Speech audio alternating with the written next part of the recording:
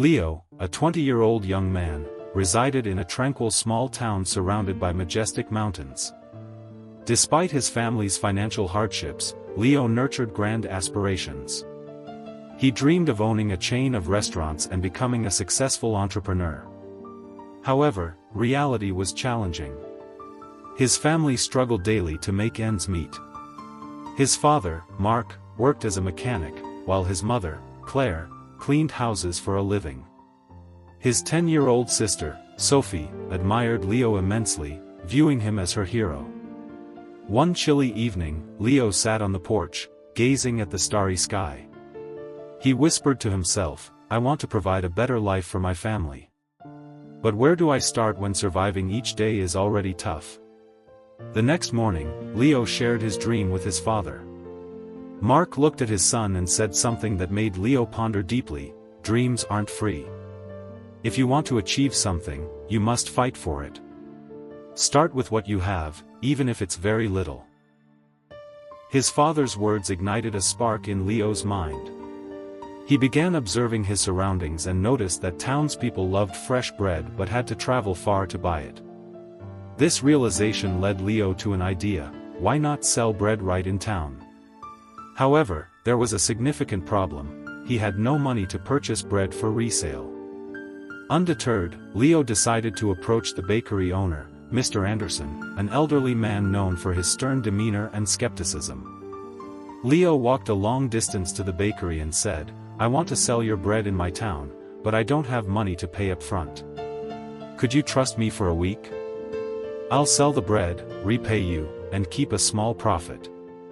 Mr. Anderson looked at Leo skeptically and asked, "Why should I trust a kid like you?" Leo replied with determination, "Because I'm serious and will work hard to prove it." After a moment of silence, Mr. Anderson agreed, "All right, I'll give you bread for a week. But if you don't pay on time, don't come back." Leo was ecstatic. The next morning, he woke up early, brought the bread back to town, and set up a small stall in the park.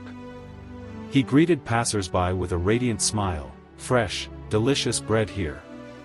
Initially, no one stopped, but after sampling free pieces, customers began to buy. By day's end, Leo had sold out and earned a small profit. He returned to the bakery and paid Mr. Anderson in full, who simply nodded and said, "You kept your word. Come back tomorrow." From that day forward, Leo worked tirelessly.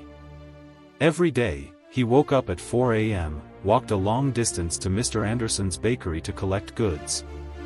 Rain or shine, Leo was always present in the park with his bread cart, greeting customers with a smile and sincerity.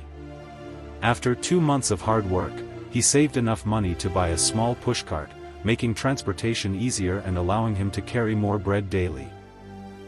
One day, a regular customer told Leo, "You're great at selling, but if you made the bread yourself, your profits would be much higher."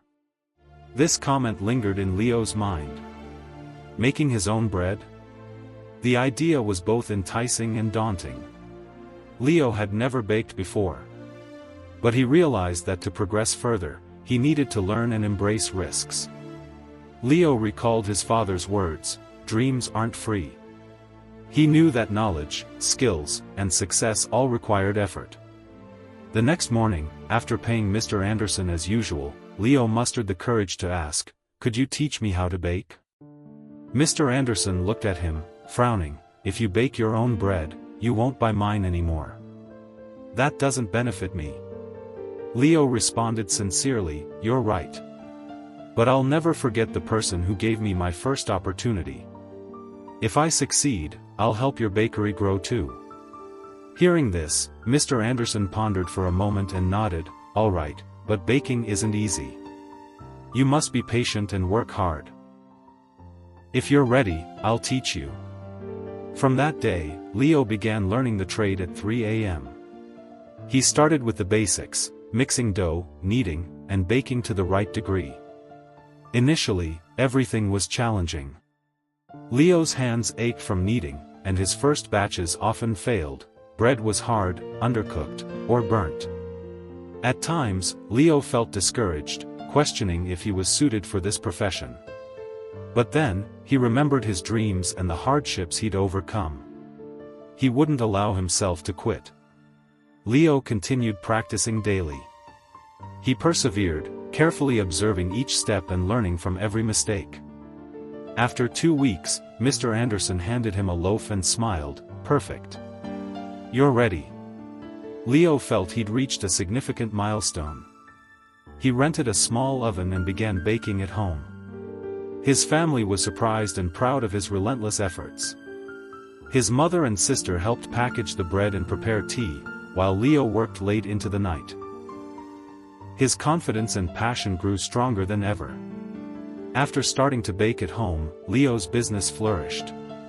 He didn't just make bread, he experimented with cookies and pastries. The townspeople loved his products, many saying, "Leo's bread is better than anything we've ever had." However, Leo's path to success wasn't smooth. One day, a new bakery opened in town, owned by a young man named Eric. Eric's bakery was large, attractively decorated with shiny signs and modern interiors. Curious townspeople flocked to try it. Soon, Leo noticed his sales declining. He felt anxious. Were all his efforts in vain? Instead of giving up or getting angry, Leo chose to learn.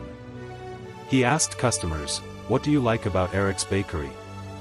Many replied that Eric's shop was clean, beautifully decorated, and the pastries were visually appealing. Leo realized that to retain customers, he needed to be not just a skilled baker but also a smart businessman. Using his savings, Leo began improving his bread cart. He repainted it, added bright decorations, and started offering free samples of new products to attract customers. He also visited the library to learn how to decorate cakes more appealingly.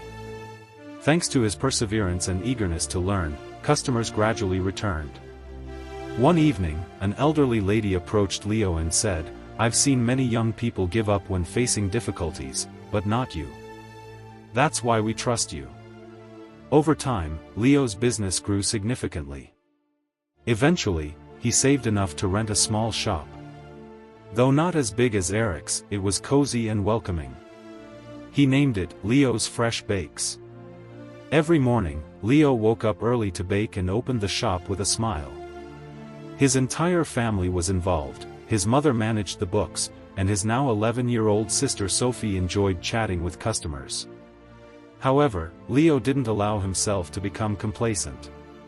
He understood that this was just a milestone, not the destination.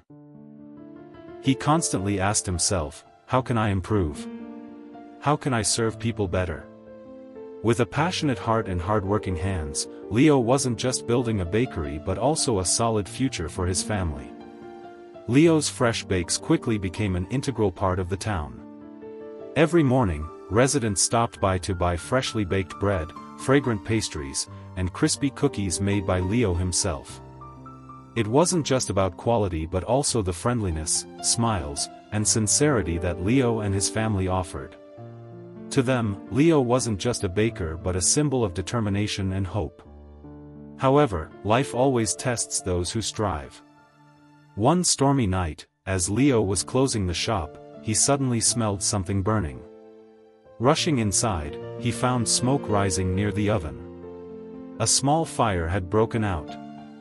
He quickly extinguished the flames, but many pieces of equipment were severely damaged. The next morning, news of the bakery fire spread throughout the town. People came to see, and some whispered, "Maybe this is the end for Leo." Looking at the damaged equipment, Leo felt his heart sink. Months of effort seemed destroyed overnight.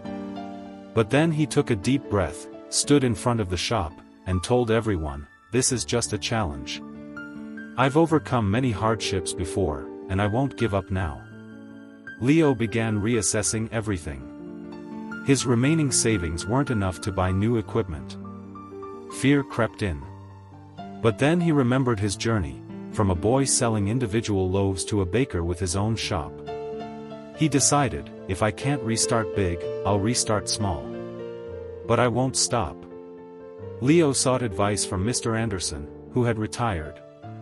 Mr. Anderson smiled and said, you once taught yourself that nothing is free. Keep working hard, and others will believe in you." These words gave Leo strength. He started baking again in his small home kitchen, using whatever was still usable. He told customers, "I'll still serve you, even if it's less, but with all my heart." A miracle happened. The townspeople were moved by Leo's unwavering spirit. They brought bags of flour, boxes of milk, even donated money, and helped clean and repair the shop. Leo realized that when you work hard without complaining, people are willing to help. After a few months of recovery, Leo's bakery reopened. The walls were freshly painted, the shop warmly decorated, and there were new items, cupcakes and muffins. On reopening day, the town's mayor attended and said, "Leo is a model of perseverance. He has shown us that nothing is free, but everything is possible if we strive."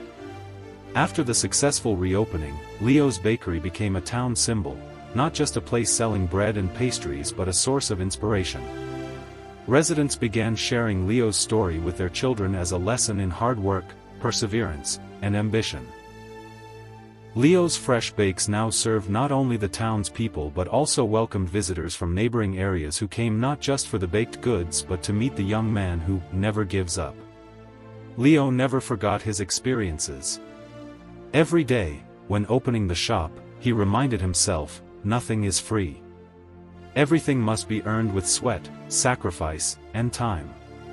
He taught this lesson to his sister Sophie, now a lively girl who managed orders and was always proud of her brother. Their mother, Claire, still prepared hot tea every morning, just like when Leo first started baking at home. Reflecting on his journey, Leo understood the valuable lessons he had learned. Dreams can't be achieved without starting from small steps. Mistakes don't mean failure but are lessons for growth. And most importantly, when you work hard and believe in yourself, the world around you will gradually believe in you too. Leo remembered his father's words, "Dreams aren't free." Though his father was now older and worked less, he often visited the bakery each afternoon, sitting in a corner and smiling as he watched customers come and go. He knew that his advice years ago had truly touched his son's heart, and changed an entire future. During a small ceremony,